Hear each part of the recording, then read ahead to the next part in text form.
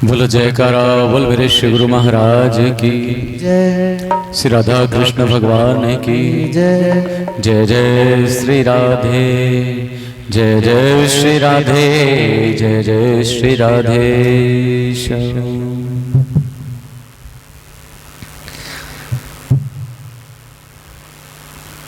एक बार एक राजा जंगल में शिकार खेल रहा था, तो वहां से काशी का विद्वान पंडित गुजरा। काशी का विद्वान पंडित गुजरा, उन्हें देखा राजा शिकार खेल रहा है। यहाँ का राजा मैंने सुना अनपढ़ है, आता जाता कुछ नहीं इसे। सोचा इस राजा को थोड़ा सा कुछ सुना के एकादश श्लोक और कुछ इससे पैसे लिए जाएं। राजा के पास गया मनुष्य ब्राह्मण, जाके कहने लगा, राजन मैं काशी से आया हूं, बड़ा विद्वान हूं। काशी नगरी के ब्राह्मणों की विद्वत्ता बड़ी प्रसिद्ध है। राजा जानता था कि काशी नगरी के ब्राह्मण बड़े विद्वान होते हैं, बड़े ज्ञानी होते हैं। तो राजा ने प्रणाम किया, ब्राह्मण देवता प्रणाम। ब्राह्मण ने कहा, राजन जो बात मैं आपको बताऊंगा दुनिया में कोई भी नहीं बता सकता आपको। राजा ने कहा, चलो बताओ, कुछ तो बताओ। तब राजा को ब्राह्मण ने बताया कि राजन शांताकारम भुजग शयनम कमलनाभम सुरेशम, पूरा श्लोक पढ़ के सुना दिया। इसका मतलब है पैसा, धन। राजा किसी से भी पूछ लेना, धन की ऐसी परिभाषा दूसरा कोई व्यक्ति नहीं दे सकता। राजा ने कहा, चलो ठीक है।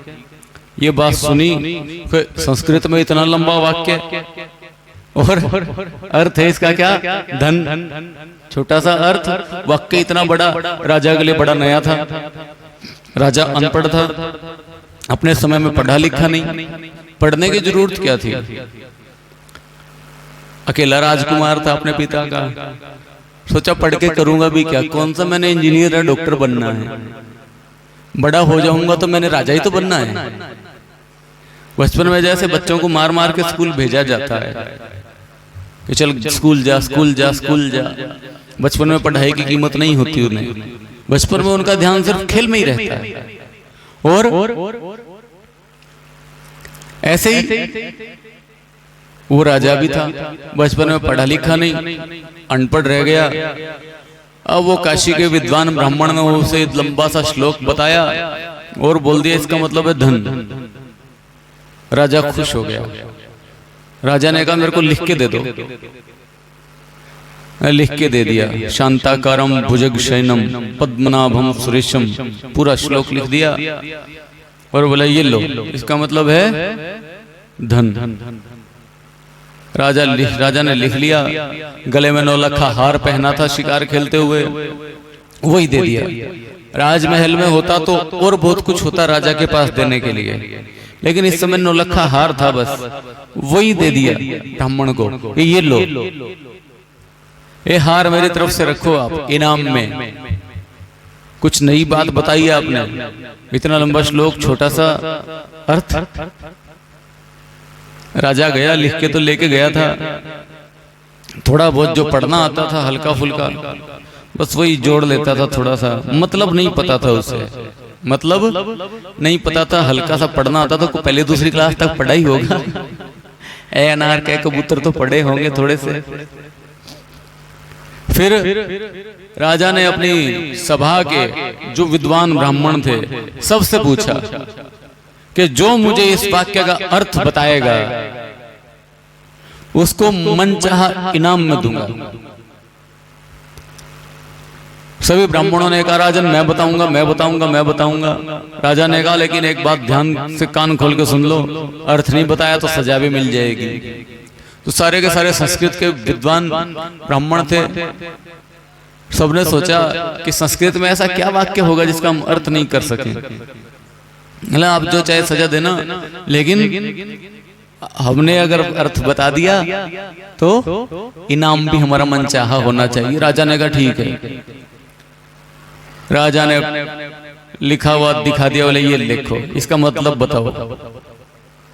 ब्राह्मण ने देखा, बोला राजन इसमें कौन सी बड़ी बात है, इसका तो साफ साफ अर्थ है जिनका आकार शांत है, जिनका स्वरूप शांत है, शांताकारम भुजग शयनम, जो शेषनाग की शैया पर शयन करते हैं, भगवान विष्णु के नाम ही हैं।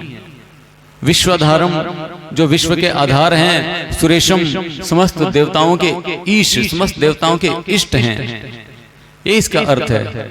राजा ने कहा अरे बेवकूफ बनाता मुझे, पढ़ा लिखा कम हूं तो क्या मतलब, क्या मुझे इसका अर्थ भी नहीं पता। राजा ने कहा सैनिकों को डाल दो इसे जेल में। कारावास में ब्राह्मण को डाल दिया गया। ब्राह्मण चिल्लाता गया राजन बात तो सुनो, मैंने तो सही बताया, गलत क्या था इसमें। बोला नहीं तुझे इसका अर्थ नहीं पता, तो आज तक हमको बेवकूफ बना बना के हमसे इनाम लूटता आया है, आता जाता तुम्हें कुछ है नहीं, बने बैठे हो हमारी सभा के ब्राह्मण। निकाल दिया, जेल में डाल दिया। दूसरे से पूछा हाँ भाई तू बता, चुप के एक एक करके बुलाता है राजा। दूसरा आया, उसने कहा हाँ राजन इसका अर्थ है शांताकारम भुजग शयनम, जिनका स्वरूप शांत है, शेषनाग की शैया पर शयन करते हैं। वही अर्थ जो उस राजा ने तो ब्राह्मण ने बताया, वही इस ब्राह्मण ने भी बताया। राजा ने कहा तुझे भी कुछ नहीं पता, सालों से मुझे बेवकूफ बनाते आ रहे हो, चलो डालो इन्हें जेल में।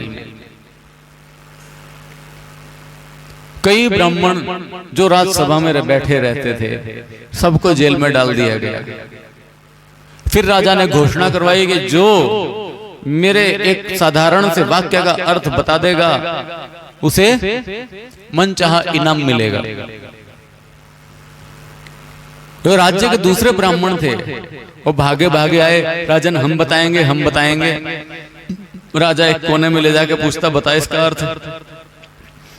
ब्राह्मण देवता पढ़ते शांताकारम भुजग शयनम, वो बता देते अर्थ, वही बताते जो दूसरे ब्राह्मणों ने बताया। लेकिन काशी के विद्वान ब्राह्मण ने जो अर्थ बताया था, जो राजा को पता था, वो अर्थ कोई भी नहीं बता सकता। राजा सोचने लगा सही कहता था वो ब्राह्मण कि जो बात मैं बता दूंगा वो तुझे कोई और बता ही नहीं सकता।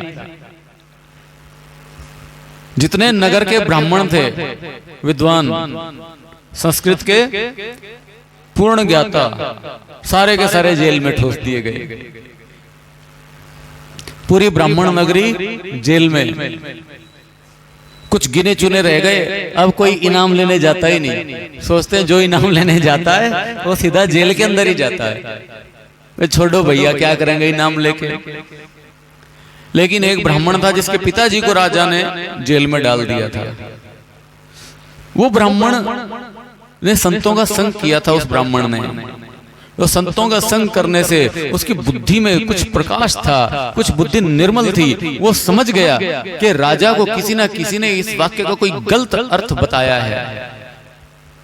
राजा तो अनपढ़ है, कोई बेवकूफ बना के चला गया। अब राजा दूसरों को जेल में ठोकी जाता है।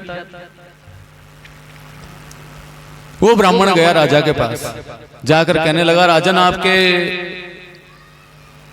श्लोक का अर्थ मैं बताऊंगा। राजा ने कहा मुंह मांगा इनाम दूंगा, बता। ब्राह्मण ने कहा लेकिन मेरी एक शर्त है। राजा ने कहा बता क्या शर्त है भैया तेरी। बोले राजन मेरी छोटी सी शर्त है कि आपको पहले 6 महीने मुझसे पढ़ना पड़ेगा। आप 6 महीने पढ़ोगे फिर मैं आपको इसका अर्थ बताऊंगा। राजा ने कहा बात तो तेरी ठीक है, पढ़ तो मैं लूंगा, लेकिन 6 महीने पढ़ने के बाद अगर तूने गलत अर्थ बताया, दूसरों को तो जेल में डाला, तुझे सीधा सूली पे चढ़ाऊंगा। ब्राह्मण ने कहा राजन जहां मर्जी चढ़ा देना, पहले 6 महीने पढ़ लो। राजा ने सोचा चलो ठीक है। पहले तो सोचा 6 महीने कौन खराब करे इसके पीछे। फिर सोचा चलो ठीक है कोई बात नहीं, मुफ्त में पढ़ाई मिल रही है, लोग अनपढ़ जान के मुझे बेवकूफ बना जाते हैं। बचपन में हम पढ़े लिखे नहीं, अब विद्या खुद हमारे पास आ रही है। तो क्या फर्क पड़ता है? बचपन में तो डर था गुरुजी के डंडे का, अब किस चीज का डर? अब कौन सा ब्राह्मण देवता ने मारना ही है, डांट भी नहीं सकता, राजा के आगे बोल भी नहीं सकता। राजा ने कहा चलो ठीक है, कल से पढ़ाई शुरू। अगले दिन से ब्राह्मण ने राजा को पढ़ाना शुरू किया, पूरी वर्णमाला पढ़ाई, शब्द वाक्य सब कुछ सिखा दिया। सारा सिखाने के बाद तुम्हें संधि संधि विच्छेद सब समझा दिया। 6 महीने जब पूरे हुए, राजा काफी कुछ सीख गया था।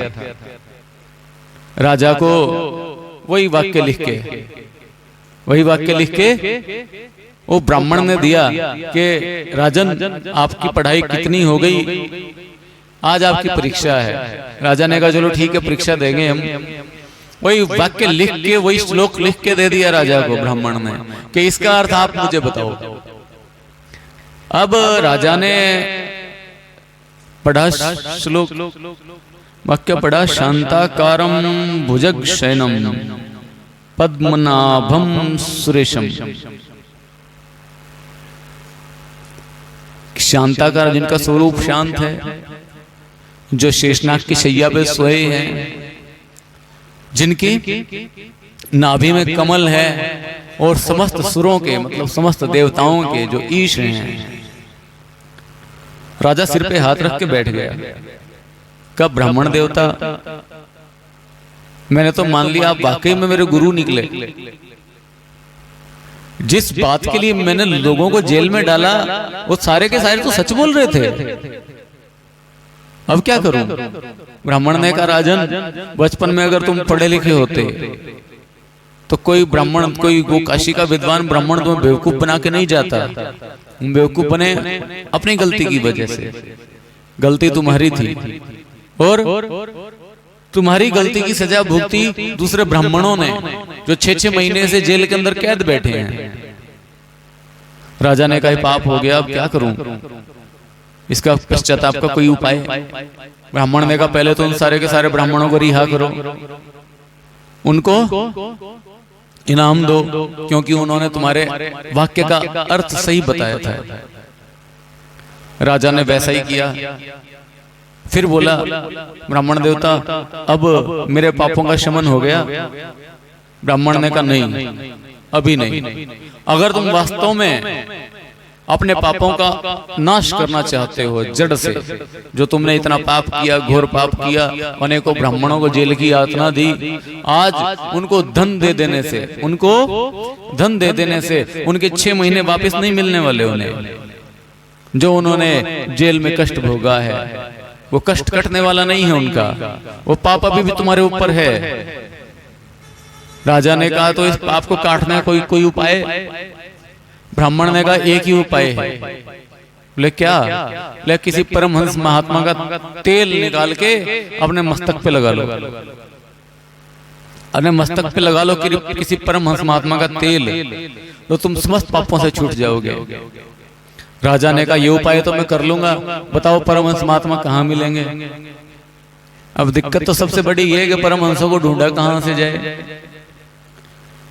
ब्राह्मण ने कहा राजा एक काम करो, तुम नगर में घोषणा करवा दो कि राजा की तरफ से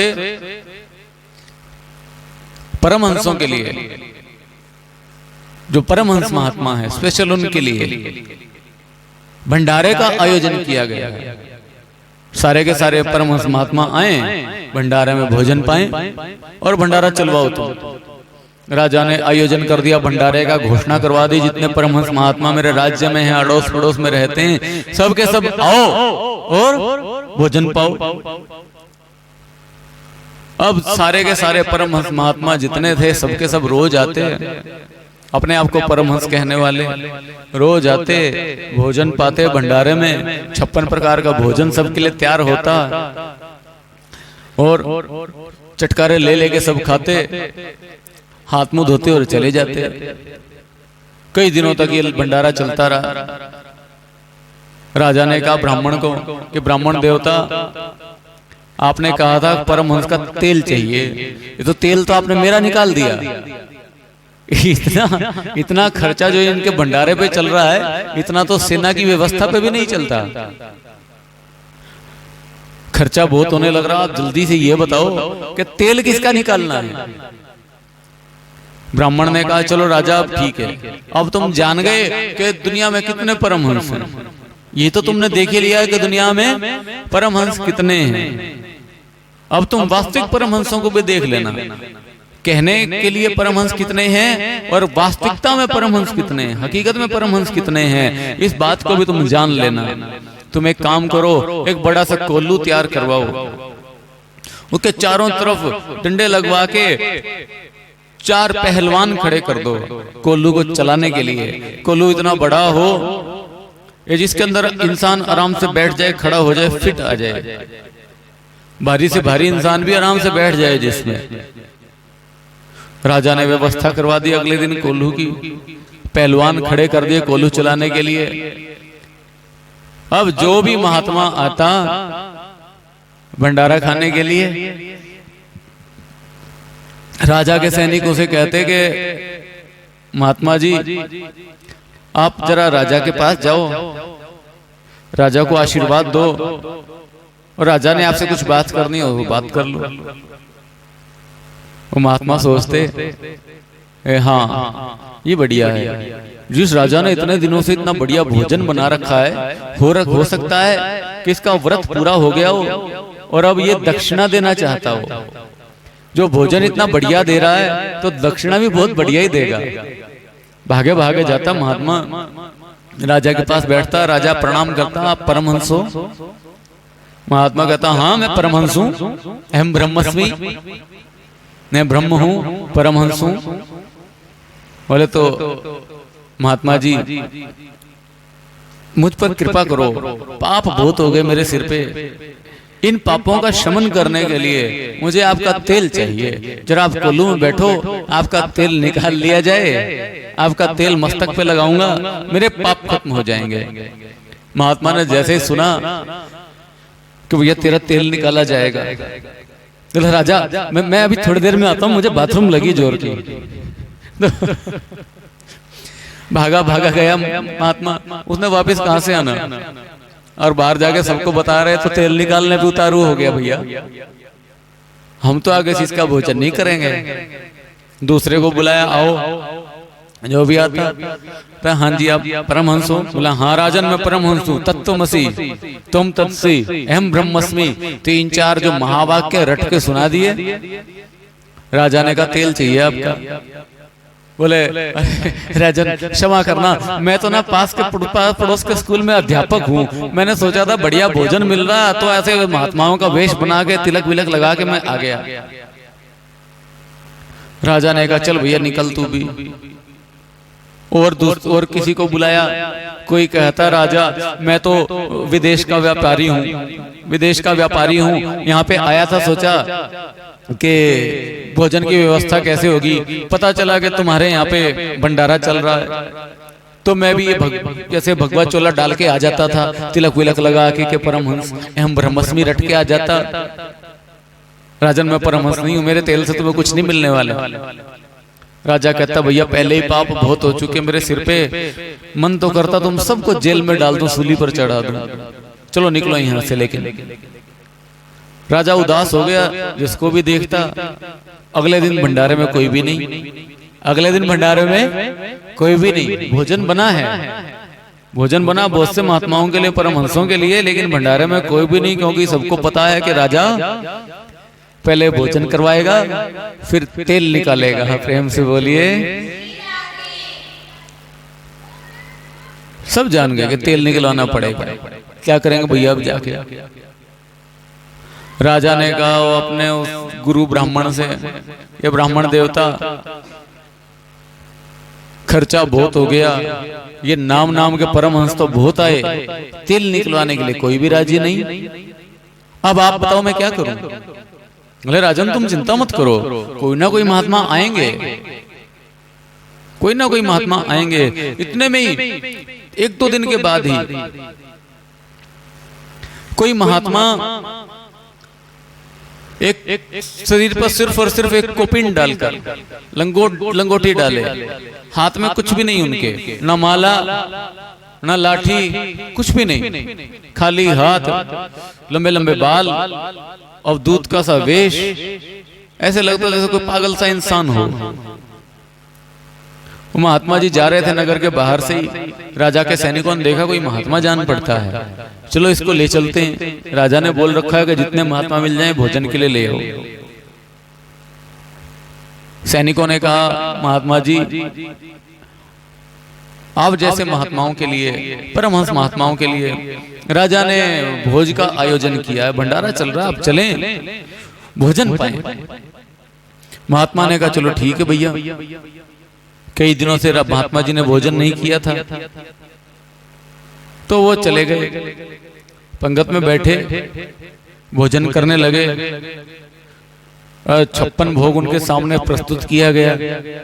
अब महात्मा जी तो कई दिनों के भूखे थे, लगे खाने, तरह तरह की मिठाइयां, तरह तरह के पकवान खाते गए।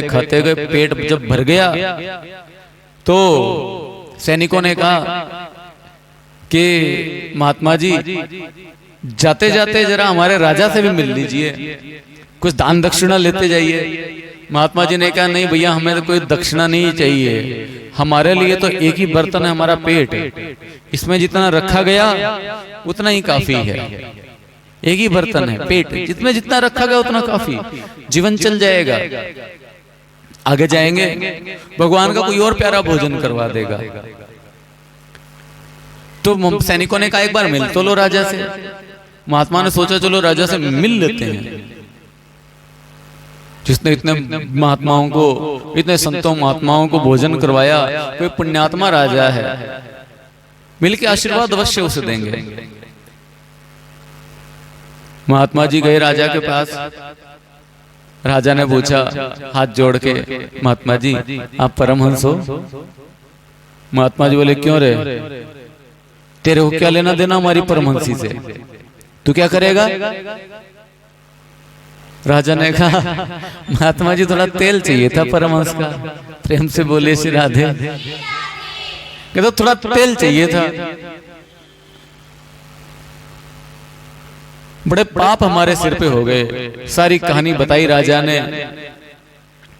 फिर महात्मा जी बोलने लगे अपने आप को, अपने मन को कि अरे मन, जब तेरे सामने ये 56 प्रकार का भोजन परोसा गया तो बड़ा कूद कूद के उचक उचक के खाता था, अब तेल निकालने की बारी आई तो पीछे क्यों हट रहा है? चल बैठ कोल्लू में। महात्मा जी ने कहा चलो राजा तुम्हारे पापों के शमन के लिए मैं कोल्लू में बैठता हूं, मेरे तेल से तुम्हारा काम बनता तो निकाल लो। शरीर तो आज तो कल एक ना एक दिन तो छूटना ही है। चलो कोई बात नहीं, तुम पुण्यात्मा राजा हो, अच्छे राजा हो, पढ़े लिखे नहीं थे, कोई बात नहीं, तुमसे गलती हो गई, लेकिन पुण्यात्मा हो, समझदार हो, संतों में ब्राह्मणों में तुम्हारी श्रद्धा है, तो मैं बैठता हूं कोल्लू में, तुम मेरा तेल निकालो और अपने माथे पर लगा के पापों का शमन कर लो। शरीर मेरा तो एक ना एक दिन छूट ही जाएगा, लेकिन आज छूटेगा तो तुम्हारे काम आ जाएगा। महात्मा जी बैठ गए कोल्लू में। बोले लेकिन राजा जब मैं इशारा करूं ना कोल्लू चलाना तब। बोले ठीक है जी चलाएंगे तब। महात्मा जी बैठे, सुरती टिकाई, भगवान से तार एक जोड़ लिया और इशारा किया चला दे कोल्लू। राजा ने देखा अपने गुरु ब्राह्मण की तरफ, हाँ जी चला दूं। ब्राह्मण ने कहा नहीं राजा कोल्लू मत चला दियो। राजा कहता अरे गुरुजी आपने भी हद कर दी, लाखों करोड़ों रुपए लगा के एक आदमी मिला तेल निकलवाने के लिए, और तुम कहते हो कोल्लू नहीं चलाना, तेल नहीं निकलवाना, तुम चाहते क्या हो, चक्कर क्या तुम्हारा? ब्राह्मण ने कहा राजन इनके तेल से तुम्हारा कोई फायदा नहीं होगा, इनका तेल निकाल के मस्तक पर लगाओगे उससे तुम्हें कुछ नहीं मिलने वाला। इनके चरणों की धूल अपने मस्तक पर चढ़ा लो, तुम्हारे जन्म जन्मांतर के सारे पाप नष्ट हो जाएंगे। इनको अपना सद्गुरु धारण करो, इनसे दीक्षा लो, इनकी सेवा करो, ताकि तुम्हारे समस्त पाप नष्ट हो जाएं। राजा ने कहा फिर इतना खर्चा क्यों करवा दिया मेरा? ब्राह्मण ने कहा राजन, वैसे तो तुम्हें दीक्षा देने वाले, तुम्हें अपना शिष्य बनाने वाले लाखों मिल जाते हैं, लेकिन वास्तविक परमहंस का शिष्य बनना अगर है तो उसके लिए परीक्षा थी।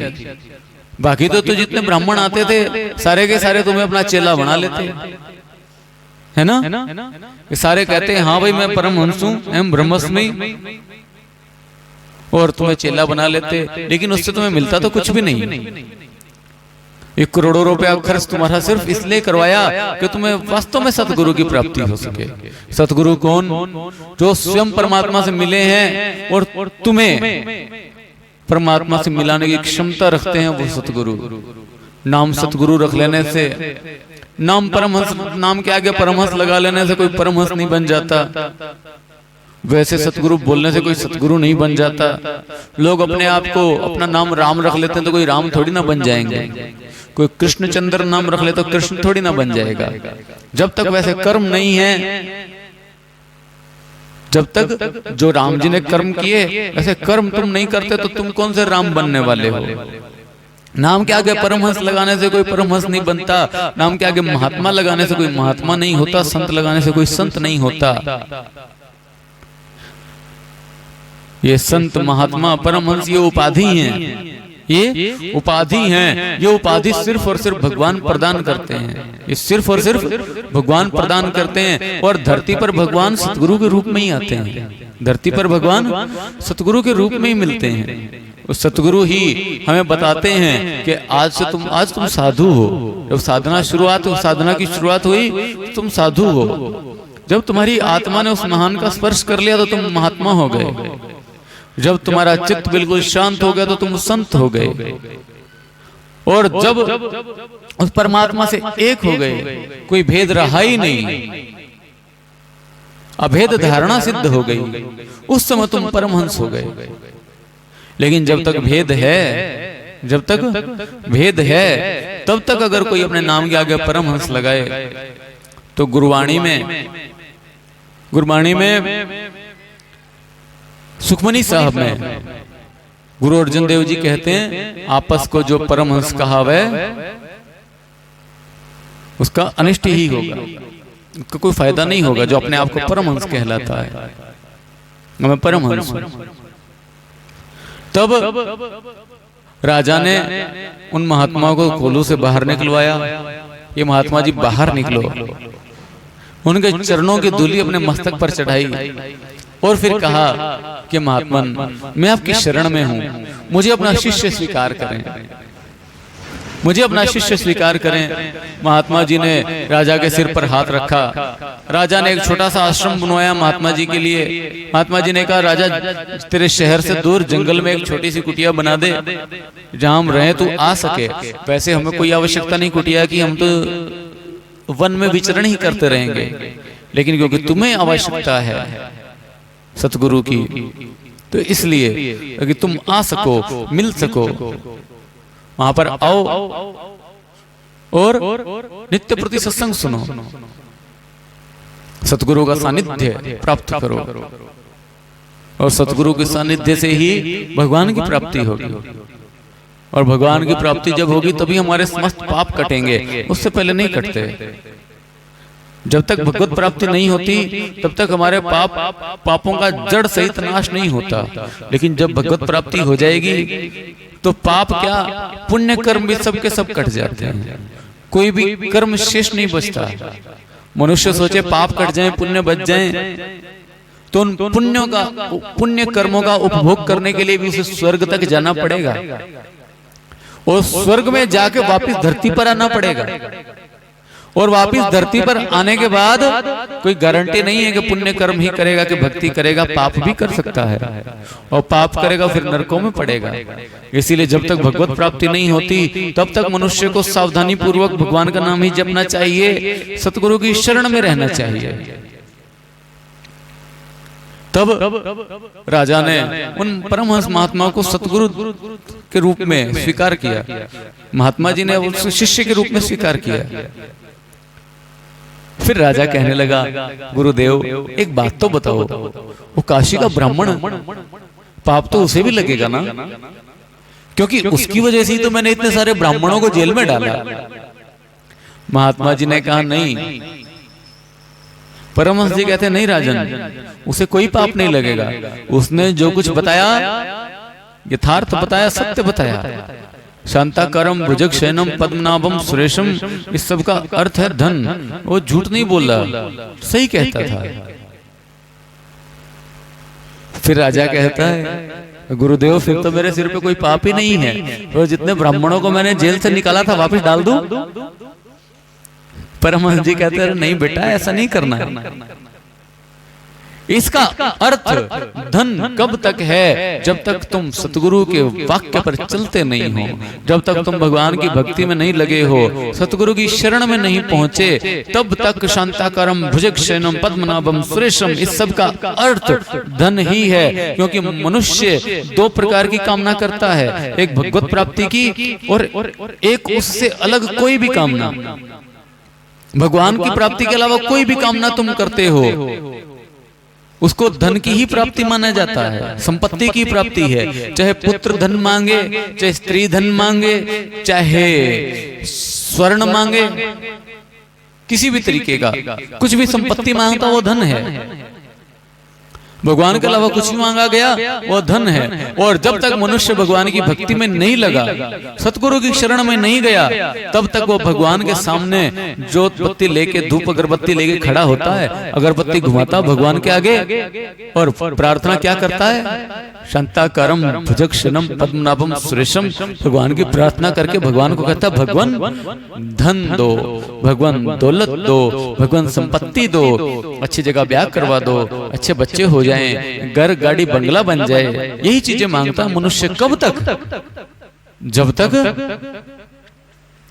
सतगुरु की शरण में नहीं गया। और सतगुरु की शरण में जो चला जाए उसके बाद उसके लिए ये चीजें पीछे रह जाती हैं। उसके बाद भगवान से सिर्फ एक ही वस्तु मांगता है, सिर्फ और सिर्फ भगवान को, दूसरा कुछ भी नहीं। तो बेटा जो काशी के ब्राह्मण ने तुम्हें बताया था वो सत्य बताया था, यथार्थ था।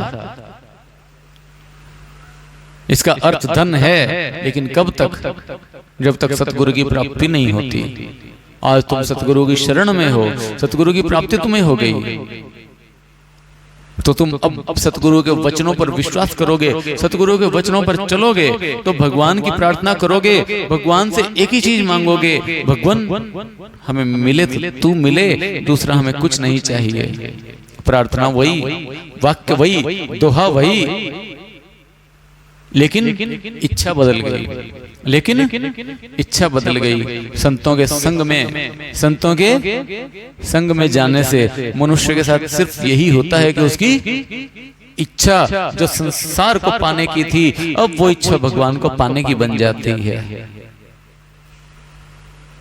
लोग सोचते हैं कि हाँ जी संतों की शरण में जाएंगे, परमहंसों की शरण में जाएंगे, धन दौलत मिल जाएगी, ये मिलेगा वो मिलेगा। हाँ, जो चाहोगे मिल तो जाएगा, जो चाहोगे तुम वो मिल तो अवश्य जाएगा, लेकिन उससे तुम्हें कुछ फायदा नहीं होने वाला। भगवान की भगवत प्राप्ति की इच्छा के अलावा दूसरी कोई भी तुम इच्छा करते हो तो तुम बंधन में ही बंधते हो, तो तुम बंधन में ही बंधते हो। और सतगुरु के पास जाके भी उनसे बंधन ही मांगे तो फिर फायदा क्या? सतगुरु की प्राप्ति हो तो उनसे भगवान की प्राप्ति मांगे, मुक्ति मांगे, कि संसार में आवागमन का जो हमारा चक्कर है वो कट जाए। राजा को आज समझ में आई। बोले फिर तो उस काशी के ब्राह्मण का मैं दिल से धन्यवाद करता हूँ जिसकी वजह से मुझे परमहंस महात्मा मिल गए, नहीं तो अन्यथा आज भी मैं राजा के वेश में तीर कमान लेकर और जंगल में शिकारी कर रहा होता गुरुदेव। सतगुरु की शरण में गया राजा, उनका कल्याण हो गया। तो परमहंस कौन होते हैं? परमहंस वो होते हैं जो इस संसार के मैल को त्याग कर, संसार के मैल को त्याग कर उस परमात्मा की प्राप्ति करते हैं और दूसरों को भी करवा देते हैं। हंस, हंस नाम का एक पक्षी होता है जिसके अंदर एक कला होती है। उसकी कला क्या है? उसको आप दूध और पानी मिक्स करके दे दो, पी जाएगा दूध, पानी पानी छोड़ देगा, पीछे पानी रह जाएगा, दूध दूध पी जाएगा। ऐसे ही परमहंस होते हैं। ये संसार माया के द्वारा बनाया गया और इसके कण कण में परमात्मा बसते हैं। इसके कण कण में परमात्मा बसते हैं। जैसे दूध में अगर पानी डाल दिया जाए तो पता नहीं चलता, पता चलता है सारा का सारा ऐसा लगता है दूध है। ऐसे ही कण कण में परमात्मा बसे, माया का कार्य है, माया के द्वारा ये संसार बनाया गया, तो हमें सारा का सारी की सारी माया ही दिखाई देती है, सारी की सारी माया ही दिखाई देती है, भगवान दिखाई नहीं देते। जो परमहंस होते हैं वो इस माया के आवरण को हटाकर भगवान की प्राप्ति करते हैं और जो उनकी शरण में चले जाएं, उनकी भी, उनके ऊपर से भी माया का आवरण हटाकर उन्हें भी भगवान के भक्त की श्रेणी में लाकर खड़ा कर देते हैं, उनको भी भगवान की प्राप्ति करवा देते हैं। बोले श्री सतगुरुदेव महाराज की, श्री राधा कृष्ण भगवान की जय। जय श्री राधे, जय जय श्री राधे, जय जय श्री राधे श्याम।